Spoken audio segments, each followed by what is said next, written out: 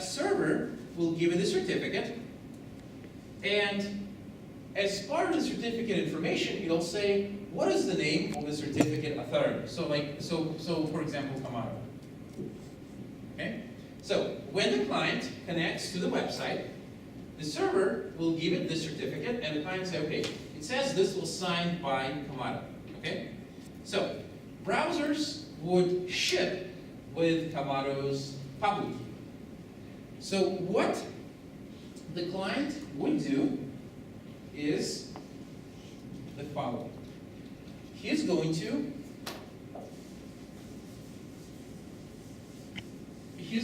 take the certificate provided by the server, which is the certificate.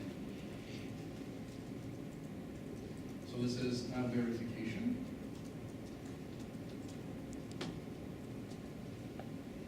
So he's going to take this certificate, the original certificate, and then compute his own hash of the certificate. Okay, so he's going to compute his own hash of this certificate, excluding the DIGSIG. Okay, now, and what's going to come out is the digest. Now, next, the client is going to take the DIGSIG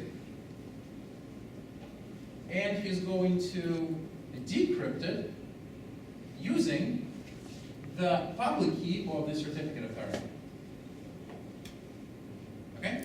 And what should come out? What should come out is decrypted digest that the certificate authority has previously computed. So, and I'll call it digest prime. And then it's going to compare the two digests. If they're the same, it means that the certificate has been successfully verified. If they don't match, it means that something's wrong. And you get that scary page that says unsecure website and gives the options of get me out of here or proceed understanding the risks. Makes sense, right? We're good? Okay. So that's basically how the certificate is verified. So now, this is what a typical certificate looks like. So it contains the name of the certificate authority, contains the certificate serial number, and contains the certificate expiration date. Now, all those are important, especially the serial number, which uniquely identifies the certificate, because a single CA hands out multiple certificates. So it's very important that that each certificate has a unique serial number. Also, it doesn't give out certificates forever. Eventually, the certificates expire. Why? Well, one is for security, to get people to change their certificates, and of course, that one is, well, CA has to stay in business. So, and every time when somebody requests a new certificate, I mean, of course, they pay for it, so CA makes money. Of course, if you're CA, you better not freaking lose that private key, because if you do, then oftentimes you're out of business, and that happened quite a few times before. So, if you're a CA, don't lose your private key. That's your livelihood. All right. So what is the full sequence of steps that are used in verifying the certificate? I mean, of course, yes, I gotta verify the digital signature. That goes without saying. But there are more things that I have to verify to be really sure. So let us speak to that for 1 second. So the first thing, when I download the certificate, I'm going to first check the digital signature. So basically, that's what I talked about there. Okay? So check the digital signature. Was it signed by a valid CA? If yes, then continue to the next steps. And the next step is to check to make sure that the certificate did not expire. You know how the certificates have expiration dates in them? Well, the next step is to check, make sure that's not an expired certificate. Because if the certificate is expired, it cannot be trusted, just like the expired milk. Okay? So, now, if the certificate hasn't expired yet, then I'm going to verify to make sure the certificate wasn't revoked. You see, there could be other reasons why certificate could be invalid. For example, CA may have revoked the certificate. Why was that the case? Well, there could be many different reasons. Maybe they found out something, about you that caused them to withdraw their trust of your site, so they revoked your certificate. Another possibility is that, well, maybe at one point CA lost their key, their private key, and somehow ended up still in business. So what they're doing is, they have revoked all the previous certificates which were signed using the compromised key, and are now basically, issue new certificates that are signed with a new key that you have to trust was not yet compromised. Okay? So now, how do I verify to make sure the certificate wasn't revoked? So the certificate authority will maintain on its website what's called a revocation list. This is a list of all certificates that were revoked. So what the client will do is it'll download the revocation list from the website of the authority. It will verify the digital signature of the revocation list, because yes, the revocation list is also digitally signed, and yes, I know the public key of the public key authority, of the certificate authority used for signing the list. And I'm going to check to make sure that the serial number of this certificate is not in the revocation list. So in other words, I'm going to check to make sure that the serial number of my certificate doesn't appear in the list of serial numbers of certificates that the authority has revoked. Okay, make sense? So, that's how I verify the certificate. So all those steps are important. Okay? So it turns out that verifying a certificate is more than just simply verifying a digital signature. Although it is critical, it is a critical step, but other steps are important as well. If you ever used something called a self-signed certificate, and a self-signed certificate basically means that for my website I create my own certificate and I sign it. That's very easy to do. And it's possible. Now, but when other people visit your website, what's going to happen is they will look at the name of your certificate authority, and the browser will say, okay, let me look through my keychain of public keys for well-known authorities and say, it's not there. So if I don't have the public key for your authority, then I cannot verify your certificate. That's why you'll get that big and scary page saying that, I could not verify your certificate. Are you sure you want to do this? Now, you could say, yes, I understand the risks and I still want to do it. So if you do that, you can still continue with the rest of the steps. So the server and the client, they will still generate, the cryptographic keys, and they will be able to encrypt all the traffic between the server and the client. The only thing that you won't be able to assure is that server trustworthy? Okay? Am I really talking to who the server is claiming to be that I'm talking to? Okay? So I can still have encrypted communication. I just don't know, I just cannot vouch for who am I talking to. Okay? Make sense? So, and also if any of the other steps fail, for example, if the certificate is expired, your browser will warn you too. It'll say, hey, this website is using an expired certificate. Are you sure you want to do this? Or it'll say, hey, they're using a revoked certificate. Are you sure you want to do this? All right? So that's basically the idea right here. Okay? So any questions so far? All right. So, and then, what are the different classes of certificates and what are the differences between them? Okay, so the classes of certificates. So to be honest, over the few years I have developed a distaste for this. So there is a lot of arguing on how to actually label certificates, and it's at a point where different certificate authorities use different definitions. So so basically I just felt it may be unfair to put a question like that on the exam and then have you give a definition that somebody else will say is complete, bool. So basically, the only fair solution I could come up to is not to put that question on the exam. Is that okay? You sure? Okay. Yeah, so I'm not going to add any questions on the class of certificates. But for your own good, one thing I would know is when somebody says, class 1, class 2, class 3, so basically class 1, that's something that everybody does agree on. So class 1 is basically the least rigorous, class 2 is more rigorous, and class 3 is the rigorousness. Yeah, the most rigorous. Yeah. Yes, I know my grammar. Okay? That makes sense, right? So, but yeah, I'm not going to ask you that on the exam. Is it fair?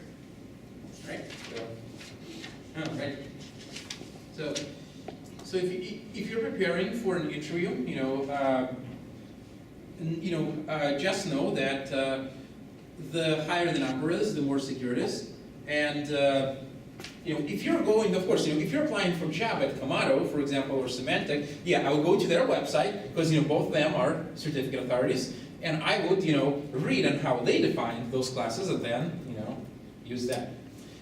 If you're going to work at a company which is not an authority, and they ask you a generic question, then what you can do is go to the websites of some known authorities, and once again, Kamado, VeriSign, Symantec, read their definitions, and when you say, well, according to Symantec, it's this. You can say, I'm using this definition. If they don't like it, acknowledge the fact that, yes, there are disagreements, okay?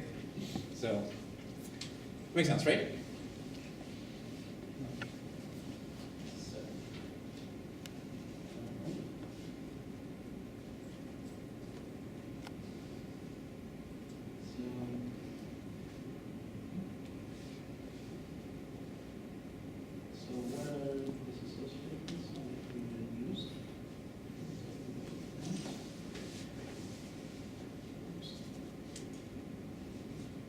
So be able to identify client hello, server hello, and other important SSL messages in Wireshark similar to the demo in class. So if you recall in class, I did a demo, right, where I fired up Wireshark and where I showed you where the different messages are.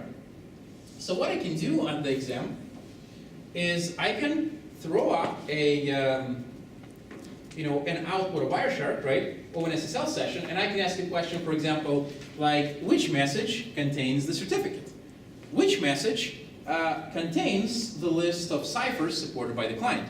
Which message contains the cipher that was chosen by the server?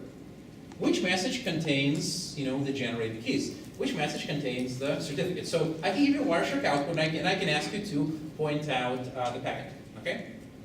And we could review that if I had activity. All right, so I did this, guys, because I don't want to reboot my computer in the middle, so because I don't want to disrupt the flow. So maybe what we can do is, because I can see by your eyes that you actually want me to review this. So let's do this. Let's go on and let's review other things, and then once we finish this, we can take a break, and then during the break I'll reboot my computer, and then we can review that afterwards. Is that fair? Sounds good? Yeah. So if you're watching a recording of this, then the demo of Wireshark is going to be reviewed later on. Okay. I don't know which video it is because I don't know what video parts are until this is recorded. So.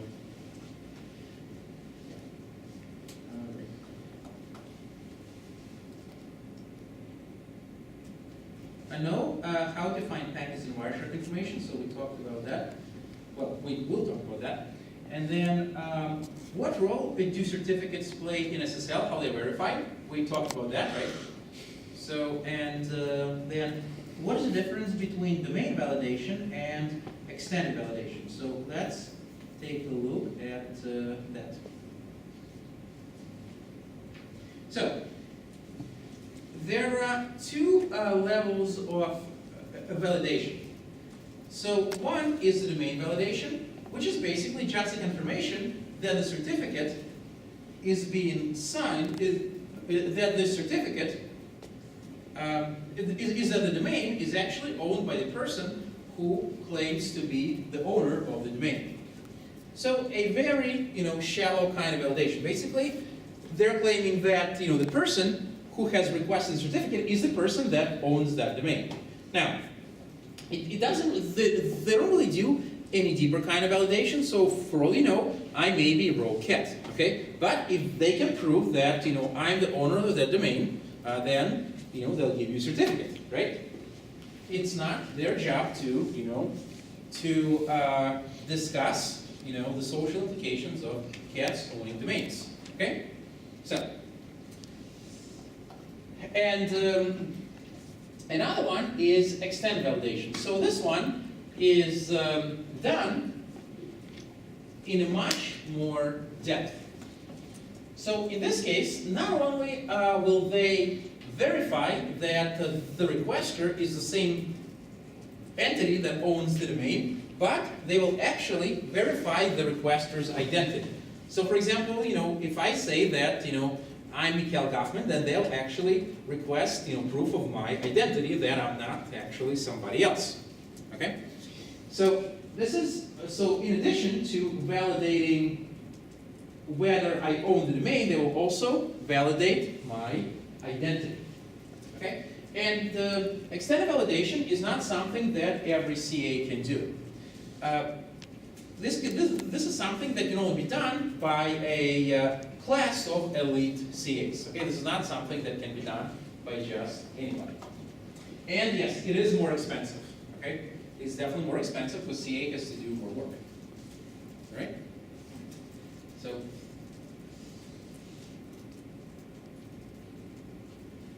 Describe how the certificate hierarchy works. All right, so let's take a look at that. So now, let's say that I would like to start my own certificate authority. But I have a problem. The browser developers don't know about me, and in order to get a browser developer to include your public key into their browser, it takes, it's not that easy. It takes quite a lot of work to convince the browser developers that, hey, you should ship your browser with my public key. So, this kind of puts me in a fix, because if people don't have the public key to verify my certificates, then my certificates are essentially useless, right? So, this is where the certificate hierarchy comes in. And the idea here is transitive trust. So what I can do is I could get my certificate to be signed by a higher level certificate authority. So I can use another certificate to certify my certificate. So in other words, you get my certificate and you say, wait a minute, I don't know who this, I don't know the certificate authority. But I can verify that VeriSign trusts the certificate authority. And I trust VeriSign. So if VeriSign says I'm trustworthy, and you don't know me, but VeriSign, you trust VeriSign, transitively you trust me. Right? Make sense? So that's basically the idea right here. So now, and this can go on for quite a few levels. So for example, I could have my certificate authority that is at the very bottom. Then my certificate gets certified by the certificate of a higher level certificate authority, and then that is certified by a higher certificate level authority, and this can go on for quite a while. This, certificate hierarchy. And at the very top, there would be a certificate authority of some, top certificate authority like VeriSign or Kamada. Okay? Makes sense, right? So basically, what we have is certificates vouching for certificates. Make sense? Very good. Any questions so far? All right. So, and then the next question is, what is the difference between dynamic and static web pages? So let's review that. So, and this is where we get into the server side and client side security. That's what we were going to discuss last Thursday, but at least in our timeline, that didn't happen. Maybe in an alternate timeline where people don't kick pipes, maybe their class went over this and they're in a better shape than we are. But we are stuck in this timeline. So, all right, now timelines. I read that timelines, occasionally, cross, but like Mandela effect, right? So, but it didn't look like it happened yet. So, in light of those circumstances, what I like to do is I like to actually, go over the stuff. Okay. So, back in the old days, things worked exactly like I described in the beginning. All web servers, they contained files. Files containing web pages. Web pages were implemented in HTML, basically a language that is made up of a lot of tags. So basically, tags tell what to put where on a page. So you can say, for example, here goes my black background. Here goes the flaming text, if you remember those days. Here goes the cat picture. Here goes my blinking text. Here goes my marquee text, if you remember those 90s pages, right? And remember flaming text? Yeah, that was like the cool thing back then. Yeah, and the more flaming text you had on your page, the cooler you were. So, yeah, now it's considered to be the epitome of bad web design. Yeah, but everything was static, right? Your page was static. And what does this mean? Well, you send a request for a page, the browser sends you back the HTML to the page. And once that page has been downloaded, it cannot change. Okay, it's static. So that's what a static web page is. After you fetched it, the page cannot change. If you want it to change, you have to request another copy of the page.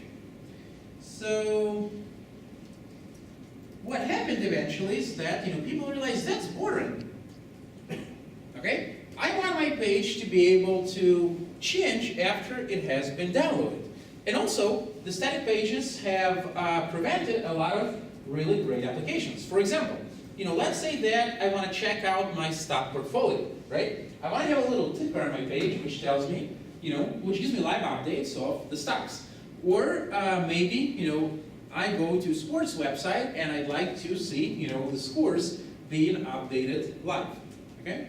Or I go to a weather page and I want to see, the forecast being updated live, so I can, believe the fact that we have 90 degrees in December, okay? So, by the way, anybody else is thrown off by that? Yeah. I'm still trying to get past the daylight savings. So how did people overcome that? They said, let's make our pages not static. Let's beef up our pages with more functionality. So how did we do that? Well, in addition to HTML, we added the support for JavaScript. And the first JavaScript-enabled client was introduced in 1995. So basically, what JavaScript is, it's code that is embedded into your web page, and it is executed on your browser. Sometimes you'll hear people call JavaScript a client-side language, okay? And that's because it executes on your browser. On the web, the browser is a client. Okay, web developers, don't throw things at me. Yes, I know about Node.js, and I know about the fact that Node.js is a server-side thing, and yes, I know that it's now using JavaScript. I know things have changed. Some people said that, some backend developers, they said that, well, web developers already know JavaScript, so why do they have to learn, another language, like PHP or something in order to be able to do backend? Let's just do everything in JavaScript. So yes, I am aware of that. So, yeah. Okay, so your hate feedback comments are so welcome, but yeah, just telling you that yes, I do know about Node.js. Okay, in fact, we use it in a system that is being used to implement real-time web communications. So, yeah. But in 1995, that was not the case. Actually, Node.js is a fairly new thing. I don't know which year it was introduced, but it's a fairly new introduction. I think it was, when was it introduced? Like 2012, 2013 or something? No, like 2007, I think. Was 2007? Yeah. Yeah. Yeah, I didn't get around learning Node.js until about like 2011. I think it was 2013 or 2014. So maybe for me, that's when it came into existence. Yeah. The world did not exist before that. So, right? So, but JavaScript was originally a client-side language. It still is. And when you download the page, in addition to HTML, which defines the static elements in your page, there is also JavaScript. So the job of the JavaScript is to actually make your page dynamic. It can do things, for example, like change the locations of the static elements. For example, I can write, this thing, and this was also a killer thing in the 90s, to make a little thing which follows your mouse cursor on the web page. Anybody remember those? Oh yeah, those were also. If you had, on my page, I had that and plain text. So yeah, I felt so good about that. So good thing GeoCities was taken down, right? So now, it could also do things like display prompts. It could, do events. For example, when I move my mouse over the image, it would change the image. Or when I click on the image, it could execute some kind of a code. So it made our pages dynamic. And typically, the way that you embed a JavaScript in a page is you use a script HTML tag. So script type equals tag/JavaScript. So this means that everything that is following is executable JavaScript code. It shouldn't be treated like HTML. It should be executed like JavaScript. So all my JavaScript will be placed between the script tags. Okay? So, now, JavaScript is a language of its own. It's not a hard language in my opinion. Yeah, it has some dirty parts to it, but it's not a hard language. And here is how I write a function in JavaScript. So function, hello. So that's the name of my function. And alert hello world will basically display a little pop-up which says hello world. All right? I know, if you're a web developer, you're probably rolling your eyes, like saying, really? Yeah, really. So, by the way, that just randomly displaying alerts like this on a page, that's also not good web design. I don't remember if I had it on my page. No, I had something better. I had something which, displayed in the input box, saying, please enter your name. You enter your name, said, welcome, whatever your name is, to the website. Yeah, rather nice. So, now, so this is my JavaScript code, but right now I'm not doing anything with it. In order to execute this JavaScript code, I need to specify an event which should trigger this JavaScript code. So over here, I have an image tag. So image tag is an HTML directive. So it basically means that, put an image called picture.gif on this web page. You guys are relatively familiar with HTML, right? Anybody here never done any kind of HTML ever? Everybody did? Okay, good. So, but even if you didn't, the idea is simple. If I do img src equals picture.gif, it basically means on this web page, please put this picture called picture.gif. Now, I can also bind events associated with this picture to JavaScript code. For example, one of the events that is supported by the image is on mouse over. This is the event that is triggered when I move the cursor over the mouse. So, and I can tell this event that whenever a mouse is moved over this image, call the function defined in the JavaScript portion of the page, call the function hello. So what this will do is whenever I move a mouse over my image on the page, it will call this function and it's going to display hello world. Makes sense, right? Are we good? We're good? Yeah. So now, let's see, and So we talked about that now, and then the next part asks us, how are the sessions maintained using cookies and get and post methods, and what are the security concerns? So let's review that. So HTTP protocol is stateless. Stateless meaning that it doesn't have any memory. So the client connects to the server, sends an HTTP request, gets back an HTTP response, and that's it. The server forgets everything that happened before. So, and once again, this is very limited. I cannot have applications like online shopping. Because let's say that I want to add a bunch of items to my cart, and so when I add something to my cart and I navigate to another page on the same website, I want the cart to remember my items, right? So, but HTTP just doesn't have any functionality for that. So that's why we need to implement some additional mechanisms called sessions, which have important implications in security, because if somebody hijacks your session, then bad things will happen. So, and there are three main ways to maintain sessions in HTTP, and one is using get and post variables, another one is using cookies, and the other one is using server-side variables. So let's go over those. Okay. So first, let's take a look at get and post. So in HTML, when I want to specify a form on the page, I use a tag called form and close form. So basically, what I'm telling the browser is, okay, I'm about to define a form. Things that people use to input stuff into your page. And the form can have different elements. For example, it could have checkboxes, it could have radio buttons, it could have text fields, or it could have, all kinds of other things. And to define those things, I use a tag called input.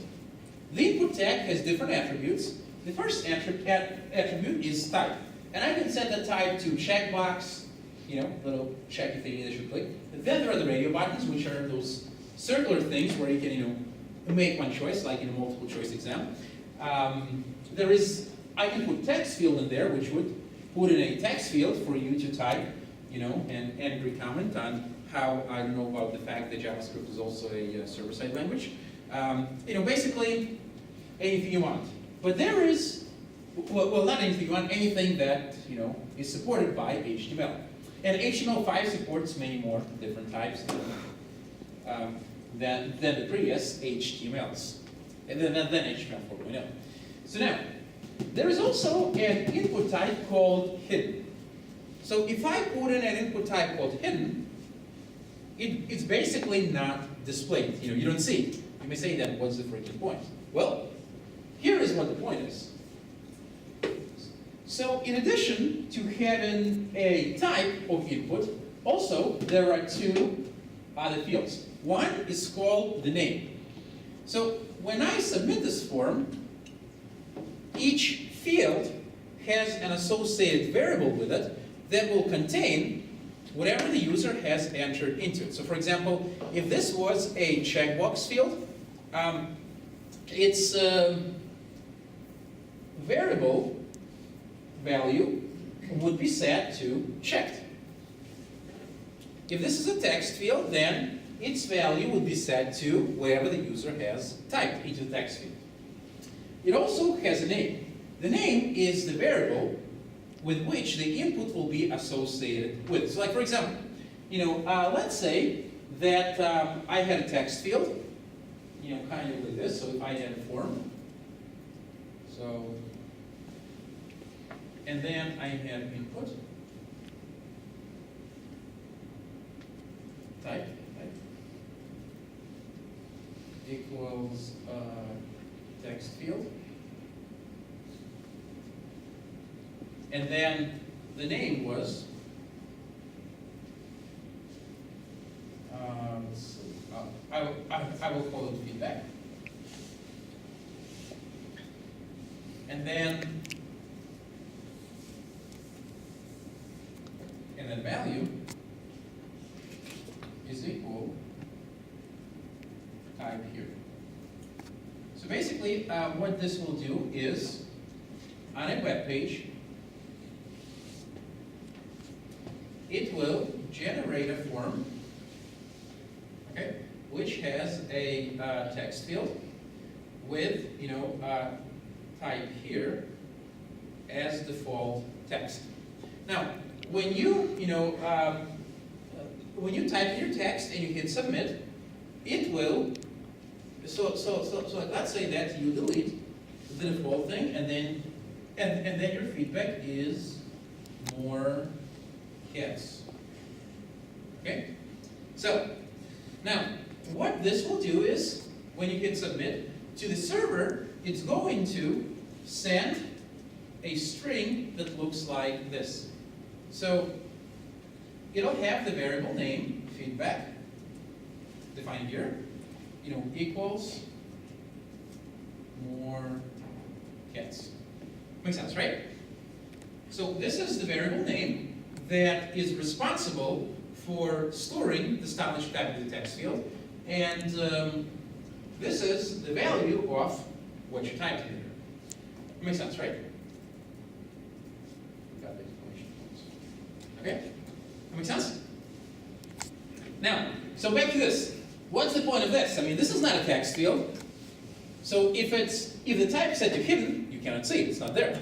But what this does do is, whenever you go to a new web page on the website, if I navigate away from this website, and let's say I click on a link on this page, what is it going to do? It'll send a request, an HTTP request, for another page on this website. But it's going to pass a string which looks like this. Hidden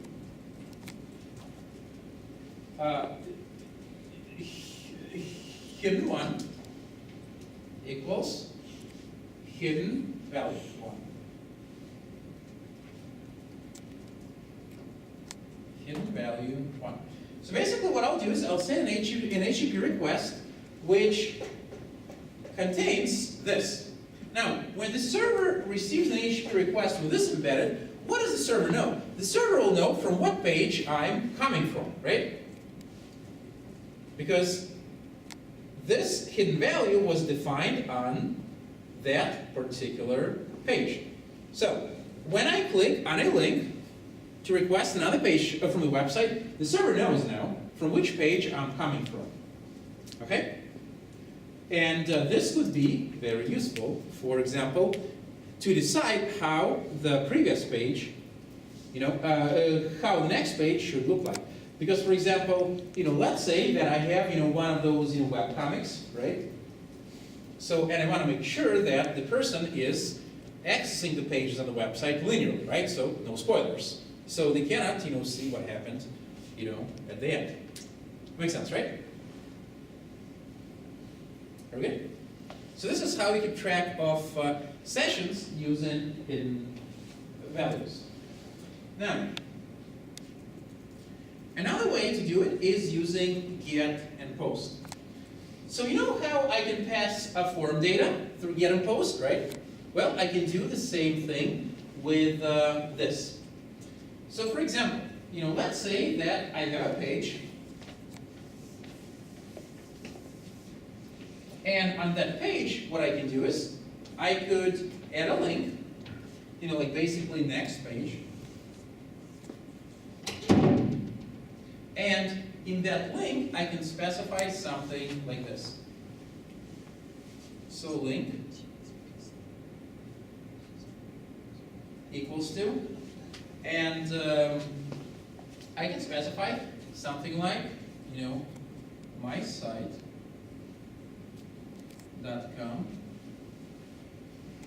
slash next page dot php.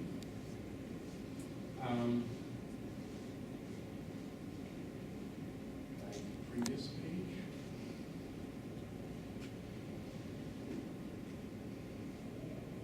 Previous page equals,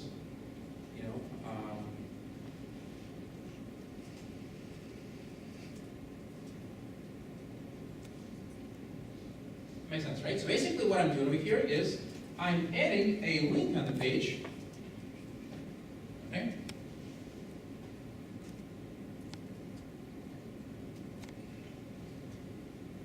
Okay, so I'm adding a link on the page, so when the user clicks on this page, what's going to happen? I'm going to send an HTTP request to this script on my website, right? And it's going to contain a variable called previous page equals somepage.html, which would be, for example, the name of the current page. So once again, the next page knows from which page I'm actually coming from. Makes sense, right? Yeah. Any questions so far? We're good? All right. So,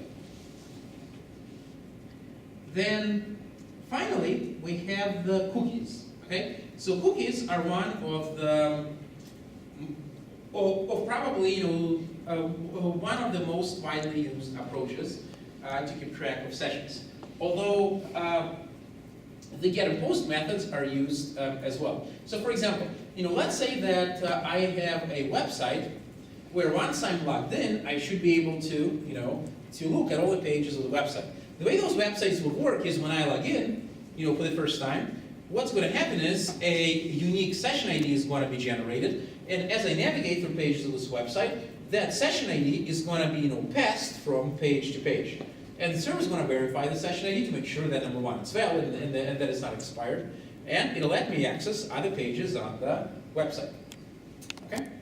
So, but now let's review cookies. So cookies are an important part of session keeping, and a lot of websites actually use them. So, how do cookies actually work? So let's review that concept.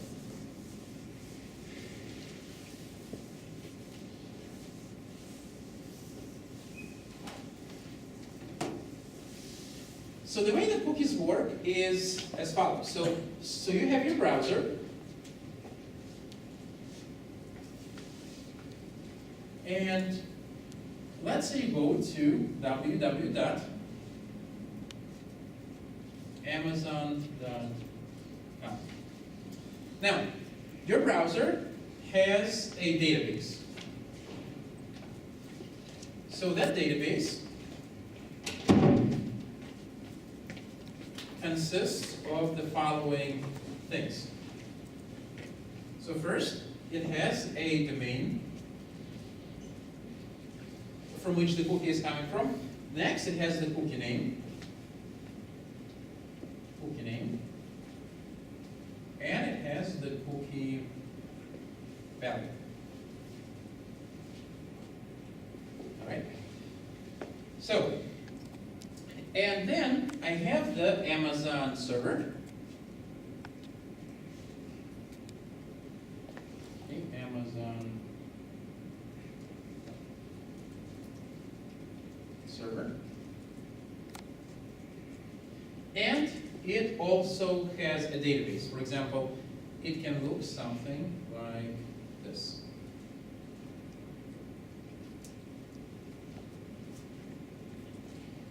So, cookie name and cookie value.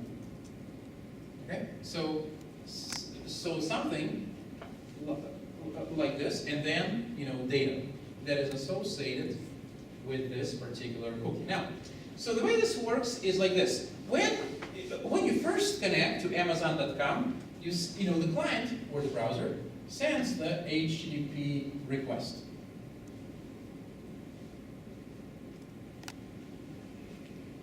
Now, the Amazon server is going to check. Does your HTTP request contain a cookie field? Okay? And if it doesn't, what the server says is, okay, you must be the first time visitor. So what the server will do is it'll send back